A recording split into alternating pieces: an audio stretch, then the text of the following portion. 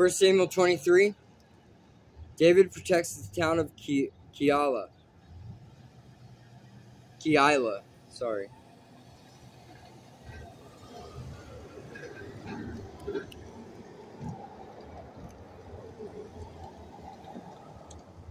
One day news came to David that the Philistines were at Keilah, stealing grain from the threshing floors. David asked the Lord, "Should I go and attack them?"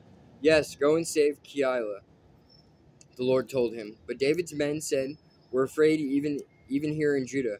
We certainly don't want to go to Keilah to fight the whole Philistine army." So David asked the Lord again and again. The Lord replied, "Go down to Keilah, for I will help you conquer the Philistines." So David and his men went to Keilah. They slaughtered the Philistines and took all their livestock and rescued the people of Keilah. Now when Abiathar, son of Ahimelech, fled to David at Keilah, he brought the ephod with him. Saul soon learned that David was at Keilah. "Good," he exclaimed. "We've got him now. God has handed him over to me, for he has trapped himself in a walled town." So Saul mobilized his entire army to march to Keilah and besiege David and his men. But David learned of Saul's plan and told Abiathar the priest to bring the ephod and to ask the Lord what he should do. Then David prayed, "O Lord God of Israel, I have heard that Saul is planning to come and destroy Keilah because I am here. Will the leaders of Keilah betray me to him? And will Saul actually come as I have heard? O Lord God of Israel, please tell me." And the Lord said, "He will come." Again David asked, "Will the leaders of Keilah betray me and my men to Saul?" And the Lord replied, "Yes, they will betray you." David hides in the wilderness. So David and his men, about 600 of them, now left Keilah and began roaming the countryside. Word soon reached Saul that David had escaped, so he didn't go to Keilah after all. David now stayed in the strongholds of the wilderness and in the hill country of Ziph.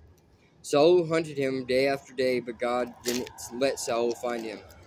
One day near Horesh, David received the news that Saul was on the way to Ziph to search for him and kill him. Jonathan went to find David and encourage him to stay strong in his faith in God.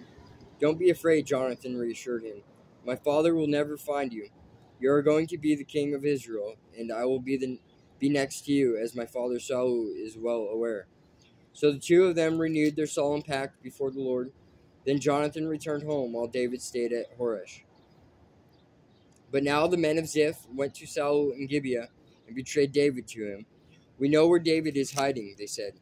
"He is in the strongholds of Horesh on the hill of Keilah, which is in the southern part of Jeshimon. Come down whenever you're ready, O king, and we will catch him and hand him over to you." "The Lord bless you," Saul said. "At last someone is concerned about me. Go and check again to be sure of where he is staying and who has seen him there, for I know that he is very crafty. Discover his hiding place and come back when you are sure.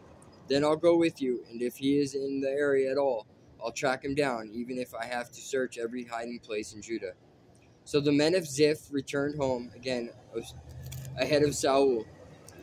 Meanwhile, David and his men had moved into the wilderness of Maon,